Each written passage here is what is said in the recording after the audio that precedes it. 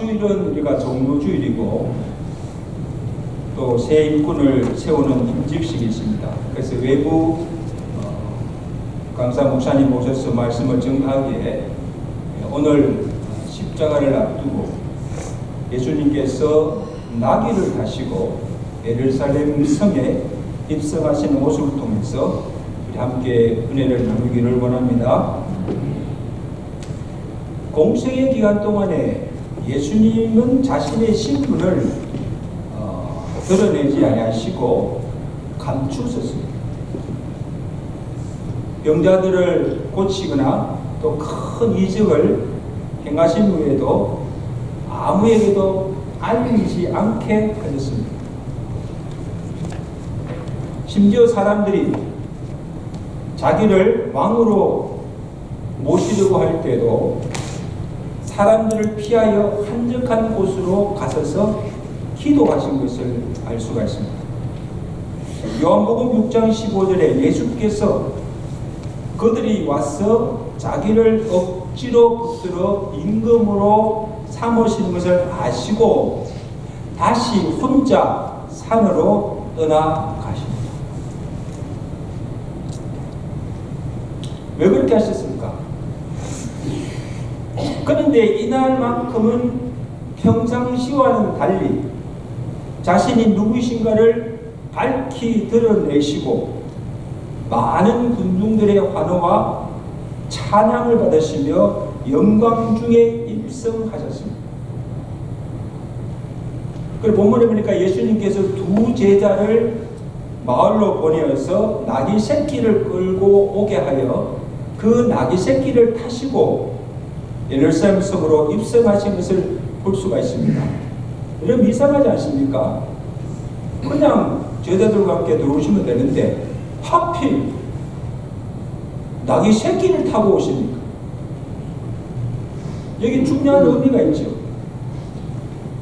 첫째 이유는 예수님께서 구약에 예언하신 그 메시아이심을 공적으로 나타내 보이시고 그 예언의 말씀을 응하게 하시기 위함입니다. 일찍이 500년 전에 구약에 스가랴 선지자가 예언하였습니다. 스가랴 9장 9절에 시온아 딸들아 크게 기뻐할지로다. 보라 내 왕이 내게 임하리니 그는 공의로우시며 구원을 베푸사 겸손하시사 나귀를 타리니 곧 나귀 새끼니라. 여러분 오늘 예루살렘 성에 종료주일에 나귀 새끼를 타고 입성하시는 그 예수님이 어떤 분이신가? 그는 공의로우신 의의 왕이시며 그는 구원을 베풀 전능자시며 그는 겸손하시어 종이 되어 선비로 오신 평강의 왕이시다는 것을 공적으로 선언하시며 그 예언의 말씀대로 이루어진 것임을 입증하여 보여주신 것입니다. 여러분 저는 성경을 보면서요 참 놀라운 사실은 예수님의 탄생부터 3년의 공생의 사역 그리고 고난과 십자가와 죽음과 그 부활의 모든 사건이 하나님께서 계획하시고 예정하시고 선지자들이 예언한 말씀대로 예수님이 오셔서 행하시고 이루으신 것을 보게.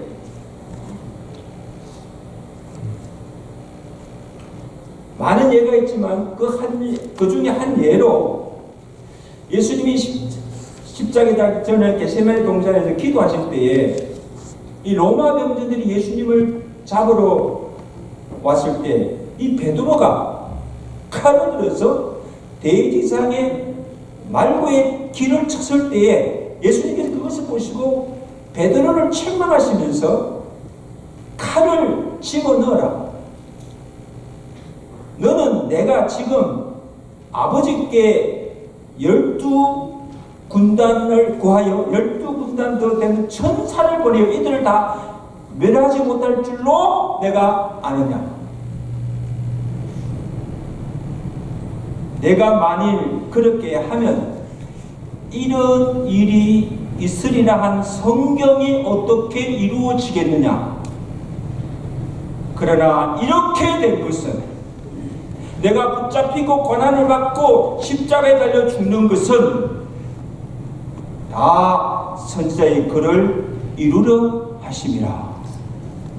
여러분 놀라운 말씀이에요. 그래서 고린도서 15장 2절에 사도 바울이 고백하기를 성경대로 그리스도께서 우리 죄를 위해서 죽으시고 장사 지낸 바 되었다가 성경대로 다시 살아나셨느니라. 뭐대로? 성경대로 죽으시고 성경대로 다시 살아나셨다는 것입니다. 그 모든 사건이 성경의 말씀대로 이루어진 것이다. 여러분, 예수님께서 구약의 예언대로 처녀의 몸에서 나시고 낮고 천한 구유에 나신 것처럼 오늘 예수님이 나귀 새끼를 타시고 예루살렘에 입성하시면 많은 사람들의 환호를 받는 그것 또한 4절에 이는 선지자를 통하여서 하신 말씀을 이루려 하심이라. 예수님이 자의로 하신 것이 아니라 적극적으로 하신 것도 아니라 이미 예언한 그 말씀이 이루어지기 위해서 하신 것. 여러분, 우리가 믿는 하나님은 신실하십니다. 아멘. 그의 말씀 또한 신실하십니다. 이거 믿으셔야 돼요. 성경에 기록된 하나님의 약속, 예언, 그의 말씀은 천지가 변하여도 변치 아니하시고 반드시 그 약속대로 하나님의 정한 때에 이루어지며 말씀대로 성취됨을 믿으시기 바랍니다. 그러니까 우리가 그 하나님을 믿지요. 그러니까 그 말씀을 우리가 믿고 따르는 겁니다. 말씀대로 되어 있습니다.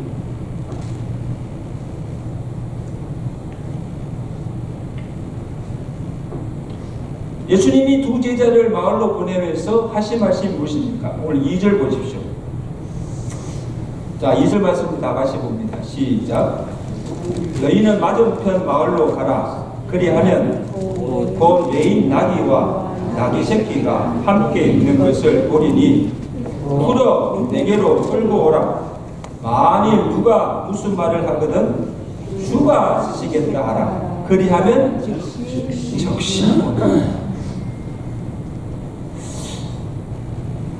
그날은 여러분 유월절을 지키기 위해서 사방에서 온 유대인들로 많은 군중들이 있었습니다. 그리고 그들이 끌고 온 나귀들도 있었을 거예요. 그리고 그 마을에도 예수님 제자를 보내신 그 마을에도 많은 나귀들이 있었을 거예요. 각 집마다. 그런데 여러분 보세요. 주님은 맞은편 마을, 한 집에 매여 있는 한 나귀 새끼를 진영하시고 그 나귀 새끼를 내게로 끌고 오라고 명하십니다. 그래서 누가 왜 남의 나귀 새끼를 끌고 가느냐 물으면 뭐라? 주가 쓰시겠다 하라. 다음에 주가 쓰시겠다. 주가 쓰시겠다 하라. 명령하신 거예요. 여러분, 여기 중요한 두 가지 사실이 있습니다. 첫째는 선택입니다. 보세요. 오늘 예수님이 타신 그 나귀 새끼는 예수님께서 구약의 예언의 말씀을 이루려고 미리 정하시고 준비하신 것이라는 겁니다. 그 집의 낙이 주인이나 낙이 새끼는 전혀 모르고 졌습니다. 알 턱이 없지요.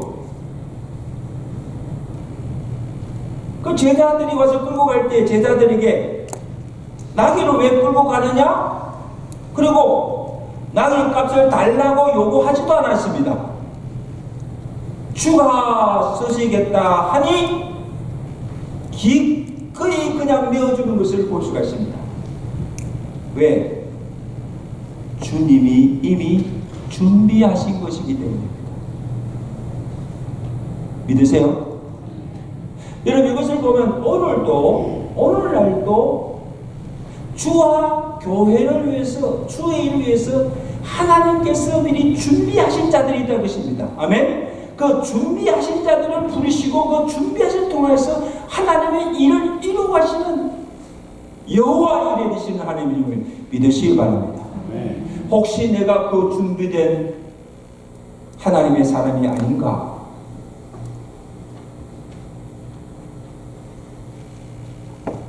선택이시고 하나님이 선택하시고 정하시고 준비시고 그 다음은 주가 쓰시는 사람이 누구인가? 아무나 쓰지 않지요. 여러분, 여기 주가 쓰시겠다는 그 말 속에는 모든 만물의 주인이 되신다. 누가? 주님이. He is my Lord.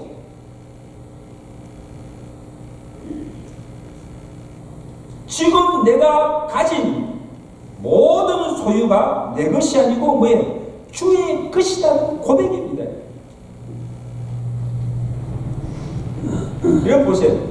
이 만물이 주의 것이면 만유의 주가 쓰시겠다고 하면 기꺼이 주님이 쓰시도록 내어줘야 한다는 겁니다. 이게 정직이 신앙이죠. 우리는 정직이에요. 내 것이 아니에요. 주인의 것을 받아서 관리하는 자입니다. 그러면 주인이 마음대로 쓰는 거예요.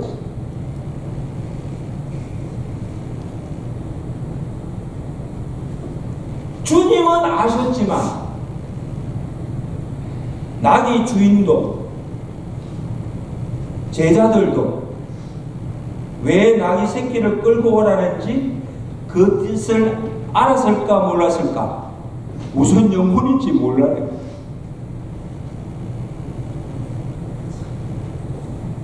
주가 쓰시겠다 하니 그가 임의대로 쓰시도록 내어준 것입니다. 순종한 것밖에 없어요.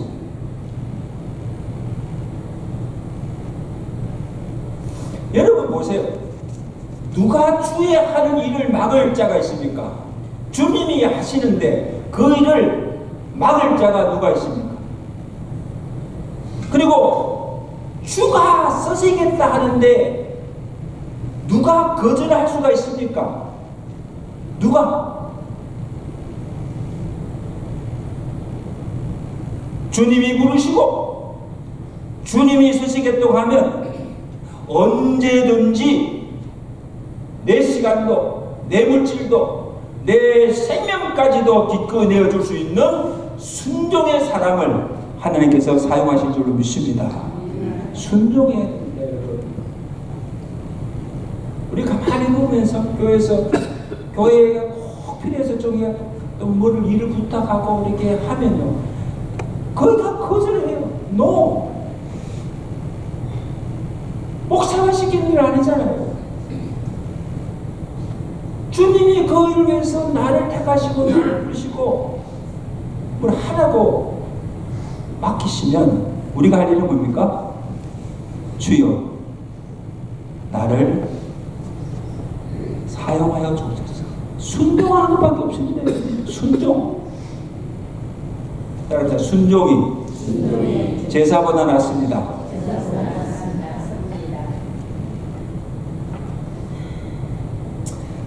또 하나 예수님께서 타신 낙이 새끼는 한 번도 타보지 않은 깨끗한 것이다.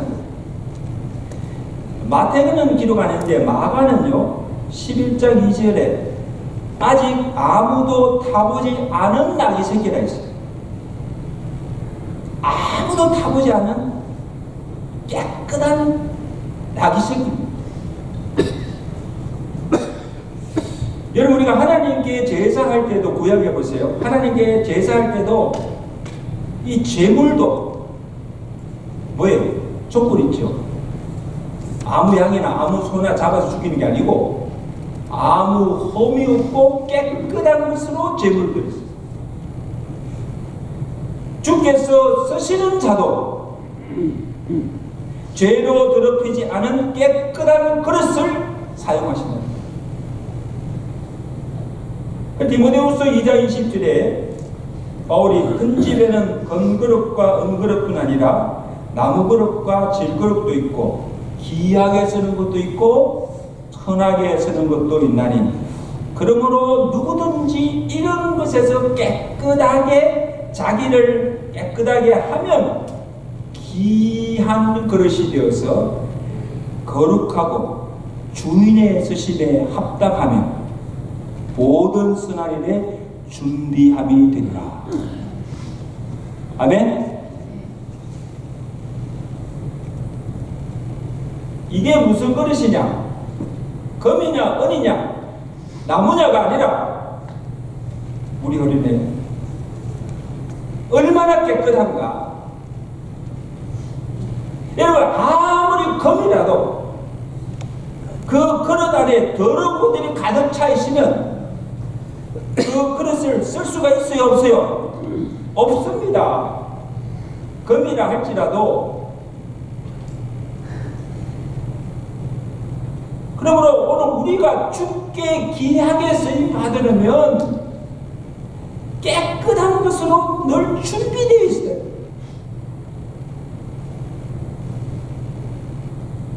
주께 쓰임 받다가 초심을 잃어버리고 교만해지고 죄와 허물로 더럽혀지면 더 이상 쓰임 받지 못하고 버려움을 당할 것을 보게 됩니다. 성경의 인물들 보세요. 처음 시작은 좋았으나 끝이 좋지 못한 종들이 얼마나 많습니까? 성령으로 시작하였다가 뭐예요? 육체로 마친다.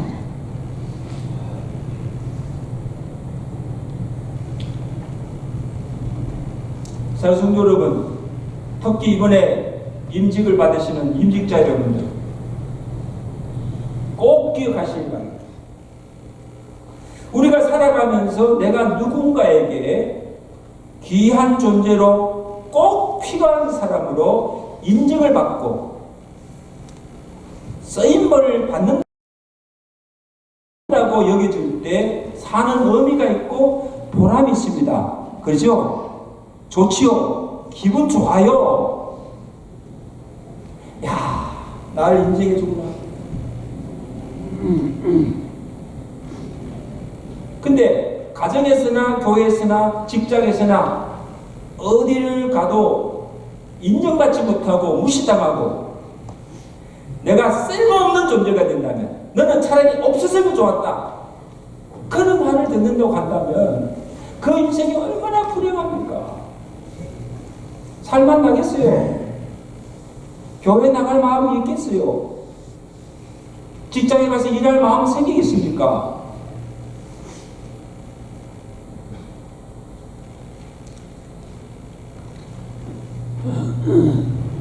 하물며 오늘 우리가, 자 보세요, 하물며 오늘 우리가 만유의 주가 되시는 주께 내가 택함을 받고 온 성도들에게 힘을 받아서 주의 몸된 교회의 일꾼으로 세움을 받고 장로로 권사로 집사로 세움을 받고 내가 주의 일에, 세상 일이 아니고 주의 일에 쓰임받는 것이 얼마나 영광스럽고 복된 일입니까? 그 믿으시면 아멘. 이보다 더 영광스러운 일이 없습니다, 여러분. 어떤 분들은요, 교회에서 직분을 너무 천하게 여기는 사람이 있어요. 복받지 못합니다.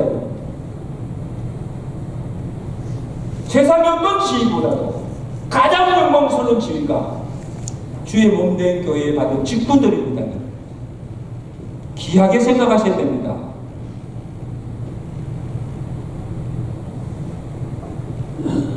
나같이 못나고 부족한 자를 하나님이 써주심에 감사하시고,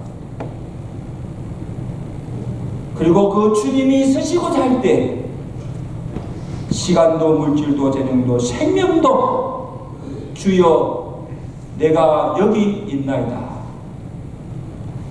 기꺼이 내어드리며 일생을 귀하게 영광스럽게 살며 처음보다도 나중에 더 복되고 좋은 삶을 살아가시는 저와 여러분 되시길 주간에 축원합니다.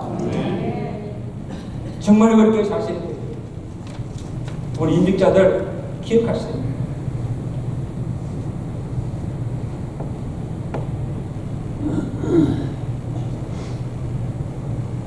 예수님이 나귀 새끼를 타시고 성에 들어오실 때에 사람들이 어떻게 맞이합니까? 자, 8절 9절 보세요. 자, 한번 읽어주세요. 대신 시작. 우리의 대다수는 그들의 겉옷을 길에 펴고 다른 이들은 나뭇가지를 베어 길에 펴고 앞에서 가고 뒤에서 따르는 무리가 소리 높여 이르되 호산나 다윗의 자손이여 찬송하리로다 주의 이름으로 오신 이여 가장 높은 곳에서 호산나 하더라. 한번 광경을 한번 머릿속에 그려보십시오. 예수님께서 나귀 새끼를 타시고 이렇게 올 때 사람들이 어떻게 합니까? 자기 겉옷을 벗어서 깔고 나뭇가지들을 쭉 깝니다. 레드 카펫을 까는 거죠. 그 길 위를 예수님이 나귀 새끼 타고 오시는 거예요. 그리고 많은 무리들이 종려나무 가지를 막 흔들면서 호산나 호산나 찬송하며 환호했습니다. 호산나 뜻이 무엇이랬죠? 우리 성가대원들? 나를 구원하소서. 예수님은 나의 왕이시며 예수님은 나의 구원자라는 것입니다. 호산나 호산나. 예수님은 사람들의 환호와 그들의 찬송을 기쁘게 받으시다는 거예요. 온 성이 떠들면서 환호하는 것을 보니 바리새인들이 이들을 꾸짖습니다. 잠잠하라고, 소리 지르지 말라고. 그렇게 막고자 할 때 예수님께서 그 바리새인들을 향해서 하신 말씀이 무엇입니까? 누가복음 19장 4절은 내가 너에게 말하노니 만일 이 사람들이 잠잠하면 돌들이 소리 지르리라. 누가? 말 못하는 돌들이 소리 지르리라. 여러분, 예수님께서 왜 막느냐? 예수님은 그들의 찬송과 화를 다 받으셨는데 너희가 왜 하지 못하도록 막느냐? 이들이 잠잠하면 돌들이 소리 지르리라. 이게 무슨 말이에요? 주님은 왕이시며 구원자로 우리의 찬양과 영광을 받으시기에 합당하신 분이라는 거예요. 예수님께서 인정하신 거예요.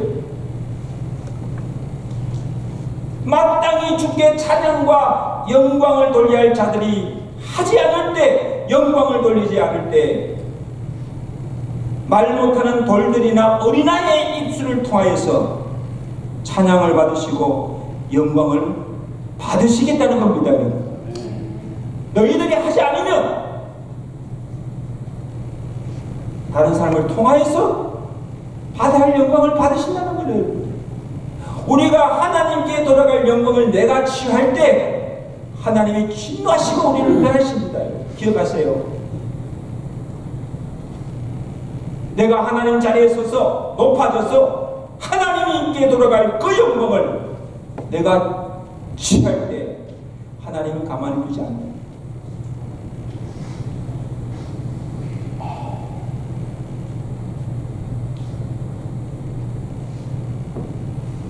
여러분과 매 예배 때마다 찬양을 부르는 이유가 뭡니까? 여러분 왜 찬양하십니까? 어떤 분은 예배를 찬양할 때 가만히 입만 딱 닫고 있는 분 계세요. 이거 예배 드리지 않는 겁니다. 예배에서 찬양이 얼마나 중요합니까? 그래서 우리가 특별히 찬양 대원을 세워서 또 찬양하게 하잖아요. 찬양도 없이 그냥 온 성도들 그냥 찬양하면 되지요. 왜 특별히 찬양되는 분을 세워서 찬양을 부르게 하십니까, 여러분? 예수님이 나의 주가 되심을 믿고 구원받은 은혜에 대한 감사의 표현이기도 하지만 구원받은 자들이 마땅히 불러요. 무엇보다도 우리 주님이 찬양을 원하시고 이 찬양을 통해서 영광을 받으시기를 기뻐하시기 때문인 줄로 믿습니다. 누가 기뻐하신다? 사람이 아니고 주님께서 가장 기뻐하시는 것이 찬양이요 예배입니다. 이사야서 43장 21절에 이 백성은 나를 위하여 지었나니 나의 찬송을 부르게 하려 하십니다. 여러분 아세요? 나를 지으시니가, 나를 부르시니가, 나를 구원하신 주께 이 호흡이 있는 동안 찬양과 영광을 돌리며 살아가시는 여러분의 삶이 되시기를 축원합니다. 찬양 언제까지? 우리가 호흡이 끊어질 때까지. 그러니까 가장 아름다운 죽음은 인종 때 찬양하다가 죽음을 갑니다. 목숨이 끊어지고 순간까지 주여 주의 이름 부르고 기도하며 주의 이름을 찬양하며 인용할 때 그 죽음이 가장 복되고 아름다운 죽음.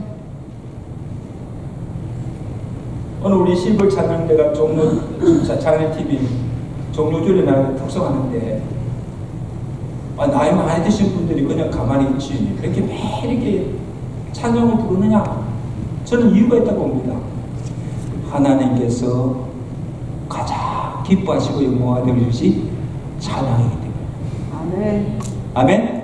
나이가 문제가 아니지요. 백발이 되었어. 내게 호흡 있는 동안 주를 찬양하는 그것이 가장 복된 일입니다. 누가 시켰어요? 아닙니다. 저는 앞으로 매주일 예배 때마다 이렇게 특송을 하기를 원합니다. 찬양대뿐 아니고 구역이 됐든 또 뭐 임원들이 됐든 아니면 여러분 가정이 또 부부가 되었든 하나님께 특별 찬양으로 영광 돌리시길 바랍니다. 왜? 하나님께서 기뻐하시니.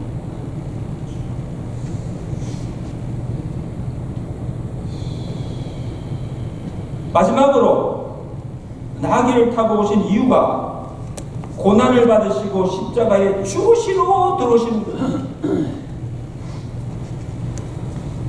여러분 지금 사람들은 호산나 호산나 외치고 환호하지만 실상은 예수님은 십자가를 통해서 만인을 구원하고자 하시는 그 하나님의 뜻을 이루려고 성으로 지금 들어오시는 거예요. 죽으러 오시는 거예요. 상상이 가세요? 그래서 예수님께서는 지금 이후에 무슨 일을 당하실지 다 알고 계셨다는 사실입니다. 지금은 많은 무리들이 종려나무 가지를 흔들면서 호산나 호산나 찬송하며 환호하고 있지만 그들이 얼마 후면 예수님을 대적하고 예수님께서 십자가를 지고 갈 때에 침을 뱉고 갈대로 머리를 치고 네가 예수냐 희롱하면서 십자가에 못 박아 죽이라고 외치며 다 주님을 버리고 떠날 것을 주님은 다 하셨다는 거죠. 왜냐하면 예수님께서 메시아로 구원자로 오실 줄 믿었는데 무참히 십자가에 달려 죽으시는 것을 보고 실망하기 때문에, 그 군중적뿐 아니고 예수님을 따르는 제자들도 다 예수님 버리고 도망갔잖아요. 예수님께서는 이미 그것을 다 하셨다는 거죠.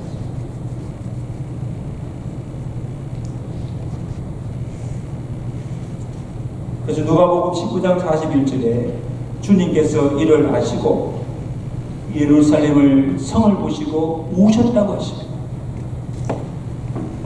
예수님께서 왜 우셨을까? 예수님께서 눈물 흘린 장면이 베드로가 죽었을 때, 아니 나사로가 죽었을 때 가서 우셨고, 오늘 예수님께서 종로 주일에 나귀 새끼를 타시고 성을 들어가시면서 그 성을 보시고 우셨습니다. 예수님의 눈물. 가까이 오사 성을 보시고 우시며 이르시되 날이 이럴지라 내 원수들이 토툰을 쌓고 너를 둘러 사면으로 가두고 너와 및 그 가운데 있는 내 자식들을 땅에 메어 치며 돌 하나도 돌 위에 하나도 남기지 아니하고 다 무너지리. 여러분, 예수님이 보신 것은 예루살렘의 평화가 아닙니다. 예수님을 십자가에 못 박아 죽이고 주의 종과 선지자들을 핍박하고 피를 흘린 그 죄값으로 하나님께서 심판하십니다. 예루살렘 성이 무너지고 온 백성들이 죽임을 당하고 그 성이 멸망당할 것을 보시고 오신 것입니다.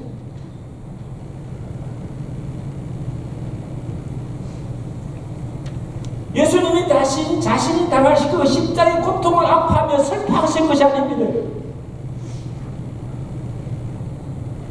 그들의 죄로 말미암아 멸망당할 예루살렘 성과 그 백성들을 위해서 우신 것입니다.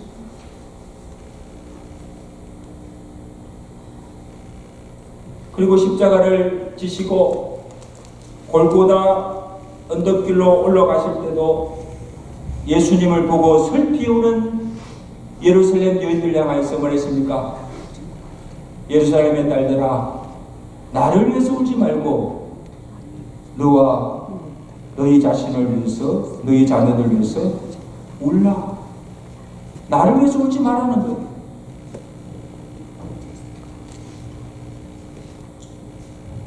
산성도 여러분, 이제 얼마 후면 고난주간이 시작돼. 여러분, 우리가 이 고난주간에 우리가 깊이 묵상할 것은 예수님께서 어떤 고난을 받으셨는가, 얼마나 아프셨을까. 예수님이 당하신 고난과 죽음을 생각하며 슬퍼하는 것이 아닙니다. 고난주간이 슬퍼하는 주간이 아닙니다, 여러분. 이미 예수님은 고난당해 죽으시고 부활하셨어요.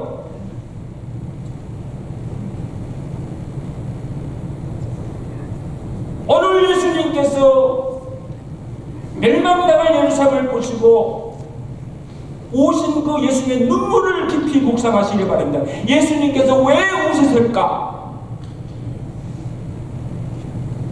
예수님이 왜 우셨을까?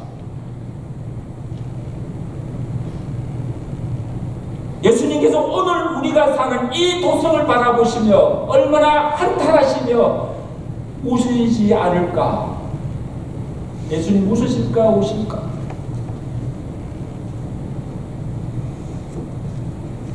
주님을 위해서 울 것이 아니라 나의 죄를 애통해 하며 울어야 하고 내 가정과 내 자녀들을 위해서 울어야 하고 이 죄가 간영한 이 나라와 민족을 위해서 울며 통회해야 될 줄로 믿습니다.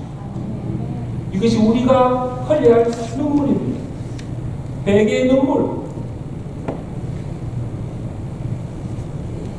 지금은 웃을 때가 아니라 울 때이고 잠잘 때가 아니라 깨어 기도할 됨을 알고 무시로 성령에서 기도하는 성도와 교회가 될 수 있기를 주님과 축원합니다. 축원합니다. 함께 합시다. 지금은 울 때입니다. 지금은 기도할 때입니다. 통회하며 기도하며 경건하게 보내시는 고난주가 되시기를 주님과 축원합니다. 기도하겠습니다.